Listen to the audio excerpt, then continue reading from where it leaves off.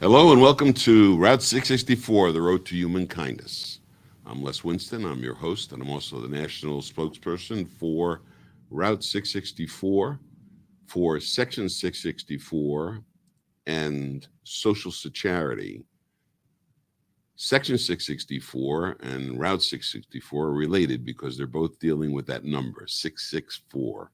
We want you to get acquainted with Section 664 of the tax code. And so we've really created everything around that number. We want you to know that as well as a 401k, as well as a 529 or a 1031 or a 1035. All these numbers and sections of the tax code, which can be confusing, but they're there, and people use them for certain reasons. A certain ways of doing things that the government allows us to get beneficial tax benefits if we do them in that fashion. So they give you a recipe. If you go to section 401k of the tax code, you'll find a recipe there on how an employer can create a tax deductible retirement plan for their employees. So this program is the Year of Human Kindness, and you may be sitting there listening to this and going, human kindness, it's hard to express today in the way that things are going on in the world. They've gone on this way in a lot of places, and a lot of times we see a lot more of it today. And I think what you're witnessing is what I call socio-political fracture. Socio-political fracture is the transition from the political world to the economic world. The world was organized in different ways over time. It started out as being tribal. Basically, there was a chief, and there were other people that were considered close to the chief that would run the tribe. The tribe's objective was to keep their land, keep their women, keep their food. If you came on their territory, they would fight with you. Then you had the creation of the great books, necessary because the Egyptians invented beer, and scribes used to keep track of the number of kegs that were going out of the cave by scratch marks on a wall until they invented papyrus, and then they also decided to write the great books. And when they wrote the great books, the world changed from being tribal to being religious. And religiosity was the controlling element in the world until Gutenberg invented movable type in the mid 1400s, and he changed the world drastically, tremendously. He made the world a different place because now you could have your own book. They could print treaties, they could print maps, they can do all the things that were organizing, and the world became political. And it was then based on who had the most gold, who had the most land, who controlled the most people. And that political era exists even to today, where we have a country trying to get more territory to take control over people. And the political world has now evolved into another world. And that world is based on changes that occurred first in the mid 1950s when the United States was trying to invent the hydrogen bomb, one of the most devastating weapons of mass destruction. They had to invent the microchip to do the calculations. And when Nixon took the dollar off the gold standard in 1971, he changed the world from being gold-based to being dollar-based. And that was a big change in the way we structured things. We moved into an economic world at that point. And we've been in an economic world for a while, but there are still a lot of places in the world that are tribal. There are places that are religious, and there are places that are political. And what ends up happening is those organizing structures are moved aside. And the political world right now is having a hard time being moved aside. We are seeing the political fracture occur. And I used the phrase, one of the former shows, I was talking about Humpty Dumpty. That Humpty Dumpty, when he fell down and he couldn't be put back together again. That's what I think is happening right now. The political world is fracturing like Humpty Dumpty, and all the king's horses and all the king's men can't put Humpty back together again. And that's a problem for Humpty Dumpty, for the political world. And so the political world is rebelling in a way. They're getting their last hurrahs in, but I think the end result of everything that you're seeing right now is going to be based on economics. It's going to be based on countries trading with each other. It's making the world a more peaceful place, because when you trade with people, you don't fight with people. And so we are going to get to the economic world after we get through this last upheaval of the political fracture. And I think you're going to see that in a lot of other ways as well. You're going to see that in individual countries like our country. We're going to see the politics move over to economics, and that economics needs to be the driving force and not politics. So economics, how does that all relate to the Year of Human Kindness and Route 664 and Section 664 and Social Security? It relates in this way. If you are an individual, if you individually decide that you want to make a change in something, you can do that. You can make a change in a lot of different ways. You can implement change by volunteering. You can implement change by funding. You can implement change by just thinking about it. And so each of us, you have the power to make change in the world. And you can do that very effectively through an economic device that was created by Congress back in 1969, all that time ago. In 1969, they created Section 664 and other sections of the tax code, which we call Social Security. That's a brand name. Social Security is a name that's been coined by the Endow America Network Foundation. One of the projects of the Endow America Network Foundation is to make that terminology, Section 664 and Social Security, well known. So what is Social Security? If you want to find out more about Social Security, by the way, you can go to the website socialsecharity.org. That's socialsecharity.org. I know that second word is a little bit hard, but it's SECHARITY. All you're doing is substituting HA for U in security. So not Social Security, but Social Security. If you go to socialsecharity.org, you're going to find a lot of information there. We are restructuring the website to make it easier for you to find all of the information that's there. There'll be a listing of links that you'll be able to move around that website and find things that will help you understand how Social Security works. You'll find a place to find an advisor who knows how to work with Social Security devices. You're going to find comparisons. So Social Security is a tool, and it's a way of implementing change by you, the individual. And you can do that very favorably, because what it does is it transfers the burden from taxpayer or tax receipts to charitable giving. And that's a very significant change. When you have the power to direct the social capital to the place that you want the social capital go to, that is much better for the overall health of the economy than government directing your social capital. And social capital is either tax dollars or charitable dollars. That's why it's social capital. It's not personal capital. Personal capital is what you're going to get to spend on yourself, your children, your grandchildren. It's what you're going to leave behind to others that you care about.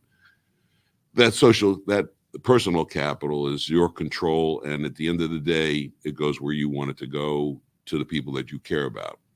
But your social capital is that part that you don't have control over. If you look at your overall picture as to what you own and what your potential tax liabilities might be, you'll find that there is a very significant part of everything that you do that goes towards taxes.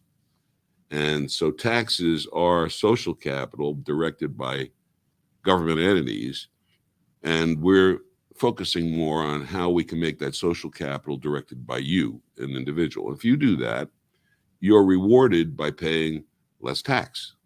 That's how the government set it up. That the infinite wisdom of the Congress in 1969 was exceptional. They understood that the entitlement programs, all of the NGOs that we support, all of the things that we do in this economy, in this political economy that we're in, were going to go out of date. They were going to become impossible to deal with. And that was because they understood demographics. They understood that the country was changing, that the people were living longer. They understood that there'll be more people in the country. And so the devices that were set up all the way back in 1934, for example, with Social Security, to think that that would be able to survive all of this time and be able to do what it was intended to do back then, it's kind of hard to fathom that would be the case. And in fact, it's not. We know that that particular entitlement program has a lot of issues. When I've talked to David Walker, who was the former Comptroller General of the United States, when I've interviewed him in the past, he has always vouched for the Social Security being there because it was a promise made by the government.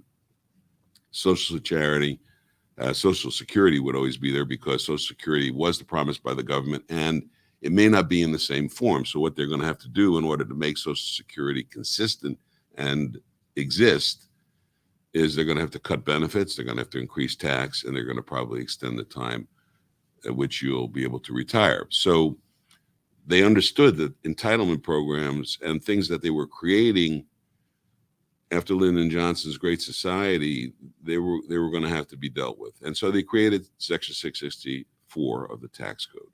They created a couple of other sections too, which deal with pooled income funds and with charitable gift annuities. Section 664 deals with split interest trusts and charitable remainder trusts. And I don't want to get lost in the weeds of these words. It's like I'm talking a foreign language sometimes. But you have to understand that there's a bargain that they made with the people of the United States, which said, if you do something for charity when you pass, we'll give you lower taxes while you're alive, as long as you make that promise in trust for the charity. And that's a difference. I mean, people think about bequests, for example. When you die, you want to leave something to the Salvation Army and you put it in your will, and that's fine. That's a bequest, and that's a nice form of charity, and a lot of people have done that in the past. Most people do. Most people that do give today in that fashion use bequests. But bequest is a little different than setting up a trust while you're alive. The bequest doesn't generate a tax deduction while you're alive. It does create an estate tax deduction, it comes off your estate, but there's no tax deduction for you while you're alive. The trust arrangement, where you have a charitable remainder trust or a pooled income fund or a charitable gift annuity, in those circumstances, you're making a promise that at the end of your life, that will be there, because a bequest can be changed. You may not have anything to leave. So bequest is not guaranteed to anybody. So the government said, if you're willing to guarantee something to charity when you die, we'll give you a tax deduction in the year that you make that gift of that guaranteed amount. And so that's what these social charity devices are. It's that simple. The government is saying, if you say, I'm going to give something today to charity when I die, and you put it into a trust, and we can see what that trust is doing by you filing tax returns for that trust and letting us know what's in the trust and so on, we'll allow you to get a tax deduction today for that gift in the future. But they also added one other wrinkle, which is really a powerful benefit, and that is, if you don't want all of that to go to charity and you want income from that while you're alive, you can have it. You can get income from the gift that you give to charity later. In other words, I give a piece of real estate, for example, to charity when I'm going to die, and I put it into a trust for that to happen. While it's in the trust, I sell that piece of real estate, and the money that comes into that trust, I tell somebody to invest it for income purposes. And when that income is derived, I get paid income from that trust. When I die, whatever's left in the trust is going to go to charity. So that's a little different than a bequest, because in a bequest, as I said, we don't have a guarantee that anything is going to go at death. You don't get a tax deduction while you're alive for it, and you also don't get income from it. So when you make a gift in a bequest, 100% of it is taken off your estate tax. When you make a gift into a trust, none of it comes off your estate tax at death. It comes off when you give it because it's no longer in your estate. That's a really good thing. The second thing is that you get a tax deduction, but you don't get a full tax deduction because they're saying that if you're going to take income from this for your lifetime, we don't know how long you'll live, but we can look at a mortality table. We can see what your age is now, and we can figure out how long you're probably going to get income from this. And so that would probably reduce, and very likely reduce, the amount of the gift that's going to go to the charity at the end of the day. So we're only going to give you a tax deduction for what that present value of that future gift is going to be. And that's a calculation that has to be made in determining whether or not this works for your individual situation. So we've talked about a lot of things. We've talked about social capital. We've talked about the personal capital versus social capital, the two types of social capital. There's the government social capital and there's the charitable social capital. And if you use the government's tools that they gave us in 1969, you can benefit from directing the social capital. And so you as an individual can make a significant difference in the world, because whatever you leave behind is more than would have been left behind. And that's a significant difference, even if it's a small significant difference. It may be small to other people, but significant to you. And what you wanted to help is going to get some assistance. So our project, or our foundation, the Endow American Network Foundation, is about this process of changing the world by really recognize the economic world, and also recognizing what we call financialism. It's a term that you may not have heard, but financialism is really based on the individual focusing on their own financial well-being. That's financialism. And financialism is the tool of the economic era, because in the economic era, which we're in, the financialism tool helps the individual become confident over their finances, to understand how their own personal financial situation is impacted by everything that's going around it. I talk about taxes, income taxes, to a lot of people, and people don't really even know what they pay income tax sometimes, because they just get a paycheck, and at the end of the day, they never look at what's withheld. And they may look at what is withheld and not be happy about it, but they understand that there's taxes being paid. And people who are significant taxpayers have the right and the opportunity and the power to really reduce their taxes as much as legally possible by using these devices. But you can't use them if you don't know they exist. And so the purpose of this program, Route 664, the Road to Human Kindness. To get into the era of human kindness, we have to go through the economic era. But if we go through the economic era and we go through the change to financialism from economism, which is where we're at now. Economism is where the economic conditions of the country are ruling everybody. We want to change that, where the economic conditions of the individual are ruling everything. We need to bring the economic well-being to the individual, the financial well-being to the individual, and that's what financialism is really all about. So in dealing with financialism, this is the only thing I can call this is a kind of a short course in economics and finance, but it really is your individual well-being that's most important. So what are the risks to your individual financial well-being?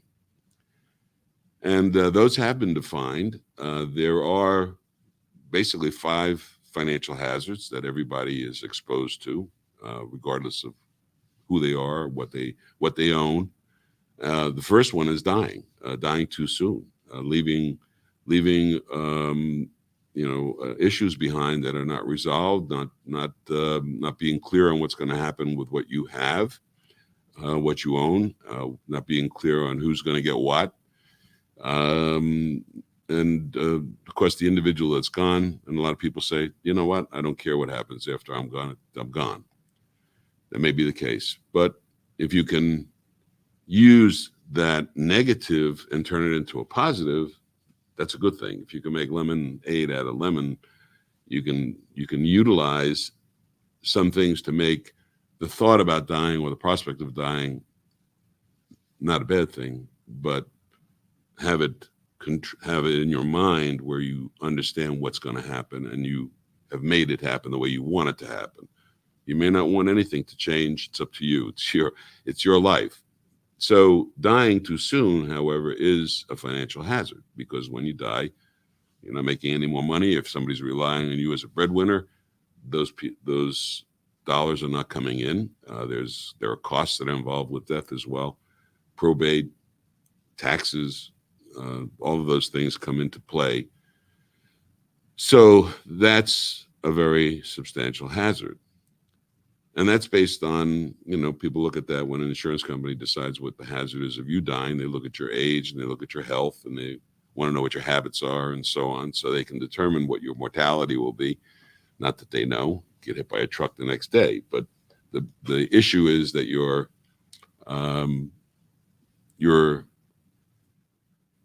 able to judge what your mortality is. And one of the questions that I ask early on when I work with a client, when I work with my own individual clients, is I ask them at what age do they expect to die? And people a lot of times are stunned by that question. But it's a legitimate question because if we have an idea of what their mindset might be with regard to that, that's a very important part of the planning process because that gives us a time frame, at least to start with. Doesn't mean that that's not chiseled in stone. And in fact, what happens over years, that moves out usually the age at which they expect to die. And it's also, there's a mindset in that. There are some situations where people don't even think about it, but it's in their mind. It's set in there from some circumstances. So death is definitely a financial hazard. Second financial hazard is getting sick or disabled, which can wipe you out financially if you don't have adequate health insurance, if you don't have disability protection. People live on their incomes, and that's a very important part of their economic existence. So replacing that income if they're disabled is also an issue. And so you have to look at that as a hazard. It's been described as worse than death because the only difference between that and death is 6 feet of sod. There are people that get permanently disabled, and that's a problem, and it's a long-term problem. So you have to be prepared for that. You can lose your property by theft or destruction through hurricane. You can also be sued by third parties.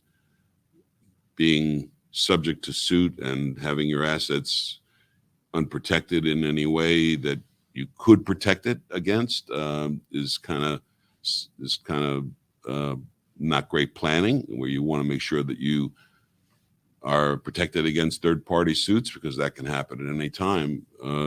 That's what accidents are all about. And then the last hazard that we all face is really the living too long hazard. And people say, well, why is that a hazard? Well, people run out of money. The planning for your long life and retirement is based on how much you're going to need over time, and they call that really financing what your future economic needs are. Some of this stuff is pretty hard to deal with and hard to quantify, and so it's important that you work with advisors who understand how to use these the tools that are available to start to make your financial risk management a lot easier and get you to financialism. And frankly, the Section 664 and Social Security devices, those devices are very powerful in some of these areas. And they are very significant tools in helping individuals plan for that risk management to get them to financial well-being. So, in essence, what we're talking about here is an individual decision that you can make once you have information that is sufficient to help you make the decision. That's what you need to learn about. That's what you need to understand. And you can do that by gathering more information about the issues involved in creating philanthropic gifts, in creating charitable gifts, charitable trusts, charitable gift annuities, pooled income funds. These are all devices that are available that help you create supplemental income. They help you create tax deductions, and they also help you help eventually the community. And that's where endowment comes from. Endowment is very hard for nonprofit, non-governmental organizations to create. And the reason that that's true is they are constantly dealing with their current needs and find it very difficult to put away money for the future needs. But endowment does that. It takes time and patience and persistence and people being kind and human kindness and the whole idea of being good to others is a very healthy position to take. This country is generous, not because it's rich. It's rich because it's generous, and that's a different way of looking at things. We have the power in each of us to do something that's very valuable. A couple of interviews that are coming up in the next couple of weeks will be dealing with kindness. They were dealing with leaving a legacy. They'll be dealing with coaching, how to work to be a coach, to help other people and coaching them to get through difficult times. And this, what we're doing right now, is a form of coaching, which I want you to take to heart because it's so valuable for you to understand how it works and to use it and to be able to use it properly. There are a lot of advisors out there today understand this process. Some understand it to a greater degree than others. There are nuances in the planning that's involved with using these Section 664 and Social Security devices. And so it's important that you get good advice. I found that even people who have done charitable trusts without the maximum things that they could do have still done something very good. But there are some things to be concerned about when you look at these devices for yourself. The money that you put into them, the assets that you put into them, and that's one other thing that I didn't talk about is the fact that you can use non-cash assets to do this work, and that is a really important part of this, because if you can use non-cash assets to create supplemental income and get tax deductions, that's very valuable. So if you are in a position where your bracket is getting up there, where the top dollars that you're earning are in the top tax bracket, if there's some things that can be done to alleviate some of that tax bracket creep, where you're getting into the maximum ranges, you should look at charitable giving through these Social Security and Section 664 devices as a way to help you get through a better tax year. And this is all something that you need to do today, not after December 31st. You need to be preparing for this so that what you do can be done before the end of the year. If you want to pay less tax next year than you paid this year, you're going to do something about it before the end of the tax year. That's the only way that a charitable gift will work. So you are making a charitable gift when you use these devices. It's a gift that will be held until the time of your death, depending on how it's set up. But you're going to get a tax deduction today for that non-cash asset being put into the charitable trust or charitable device. The charitable device can then sell it. And you do a couple of other things when you do that. You don't have to pay capital gains tax on that. And so you'll find if you go to the socialsecurity.org website, there's a comparison there of donor-advised funds. There'll be a comparison of donor-advised funds and pooled income funds. Now, they sound alike. They both use funds. A donor-advised fund is a fund where you have put money into a charitable account to be held, to be distributed as you, the advisor, requests of the fund. You get a full tax deduction for that donor advised fund gift. That is different than a pooled income fund gift. A pooled income fund gift allows you to do the same thing, make a gift into a charitable account. The difference is that while you're alive, you get income back from that gift. And when you get the income back from that gift, you'll get it for the rest of your life. And you can also pass that on to spouse, children, grandchildren, great-grandchildren. It depends on what kind of tax deduction you're trying to create. So the use of these pooled income funds, the way the donor advised funds are used, generally has to do, in most cases, with stock transactions. Before the end of the year, you could look at a stock portfolio and decide, I don't want to hold on to that stock any longer, but if I sell it, I'm going to have a capital gains tax. What can I do with that? And a lot of times it's suggested that you use that to make a gift. And you can gift that to a donor advised fund. When you gift, let's say, $100,000 worth of stock, where you paid $10,000 for that stock and now it's worth $100,000, you got a $90,000 capital gain. You don't want to pay the capital gains tax. You'd like to get something more value for it, so you take that $100,000 worth of stock gifted to a donor advised fund. You get a tax deduction for $100,000, and you didn't pay capital gains tax, but you get nothing back from that except, I'm not saying nothing, it's a very important thing that you get back from that, because you know that you've done something great for the philanthropic world going forward, that you're going to be able to distribute that money to nonprofit, non-governmental organizations as you see fit. Turn that around and say, okay, now if I don't want to do that, I want to use a pooled income fund. The difference is that when you put it into a pooled income fund, you don't get a full tax deduction for it. And the reason for that is because you get income back from that for the rest of your life. But you can still put stock in there, not pay capital gains tax, but you get the income back. Very powerful. You'll find that on socialcharity.org, the website socialcharity.org. And of course, Route 664, the Road to Human Kindness, we have our own digital radio station. Go to route664.org/radio, route664.org/radio. We also have webcasts, podcasts. We're on YouTube.